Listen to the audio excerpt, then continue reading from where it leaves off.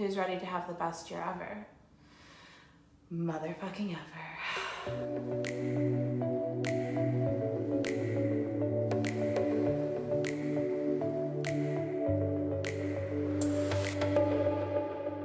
Let's all feel that for a moment. Feel how you would feel if you knew it were certain. Certain and sure, just certain and sure. If there was no doubt and not even a smidgen of possibility that this wouldn't be the best year of your life thus far. December 31st, and I was getting a manicure, and I just felt very not sorted. I felt very kind of unorganized. I really hadn't set any goals or thought about my goals or assessed last year or come into this year. I was sick at the end of last year, and it really just flew by. And so I was sitting there getting a mani-pedi, and I was like, what do I need to do first? Like, what is the first thing I need to do to get ready for an incredible year? And I was like, first we have to release the past. I was like, first I truly have to let go of everything that has come up until now that is still weighing in my mind.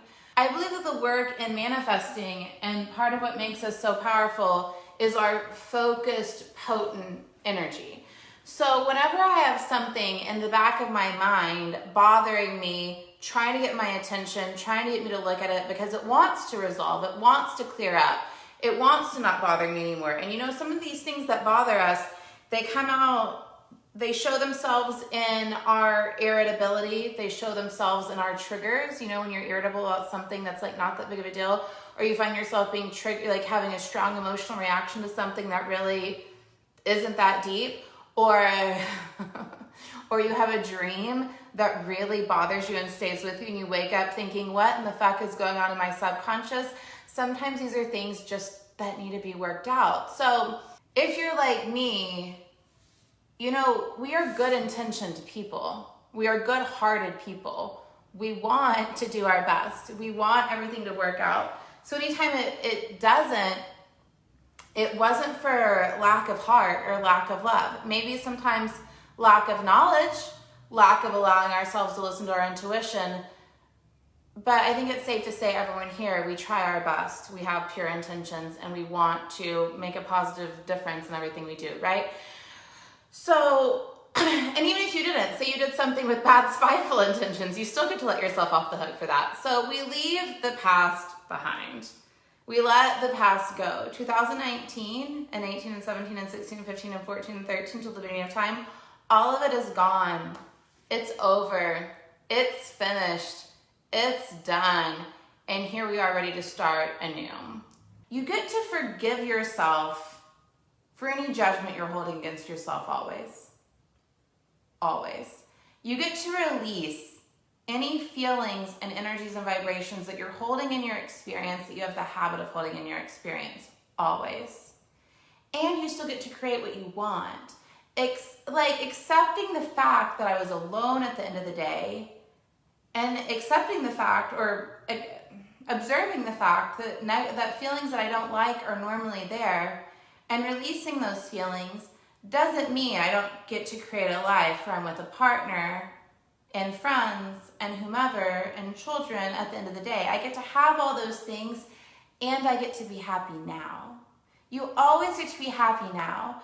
Anytime we think we're waiting on a thing to create a feeling, you guys know this, but anytime we think we're creating on a thing to have a feeling, we're fucking ourselves. We're lying to ourselves. It's not true. You always get the thing by being in a better feeling and a better vibration first. So me having contentment and joy and peace at the end of my day will create a life with more contentment and joy and peace more continually, easily, and effortlessly at the end of the day. So I'm going to let myself off the hook that I've created a pattern that doesn't serve me. I'm not going to judge myself for it all. I'm going to observe what I want, what I get to have, and where I'm going in the future. And in the meantime, any pattern of frustration or loneliness or discontentment or not good enough or I'm not making it or it's not getting better, do you get that that's like the overall big pattern? The big pattern is I'm doing something wrong and it's not getting better. And that's not the energy we are going to be needing to live in to create the life we want. You get to have what you want. The business you want, the money you want, the love you want, all of it. But sitting in a little, I'll apply it to money because that's like an area where I really, really don't do it in. And most people do, and I have before. I know how it feels and how much it sucks. And I do it a little, I just catch myself a lot sooner. So with money, it would feel something like every time you thought about having to pay a bill, every time you thought about something being due, every time you thought about business or clients, you would just have this under the surface feeling of, it's not working. I'm not doing enough. I'm not getting there. It's not as good as it should be. Like that little whatever that's always there, that energetic patterning, that way of being and that way of thinking and the thoughts and the emotions that perpetuate that and what you are creating from that place, I'm just saying, let's wipe it clean. Let's wipe it clean.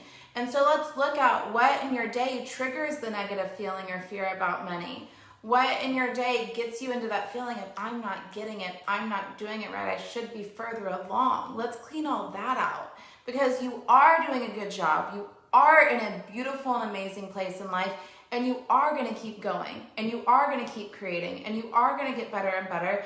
And any of the vibrations that don't feel good, that aren't serving you, we're clearing them right now. Because everything you're thinking of and identifying right now, you're going to notice it tomorrow.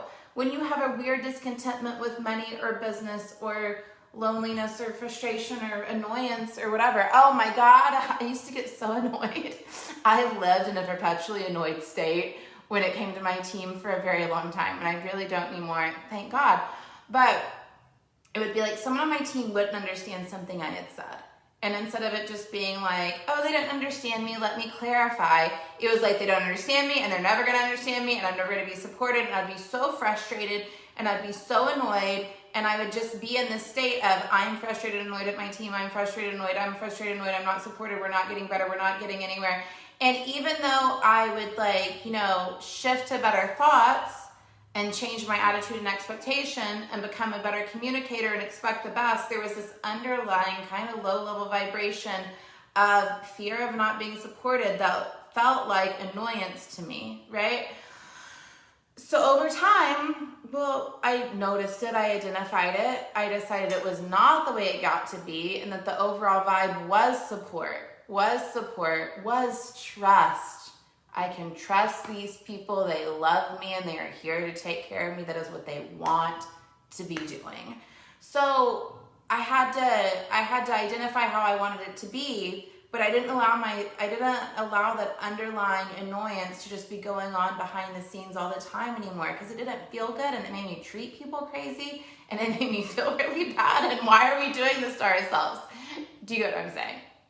Okay, cool.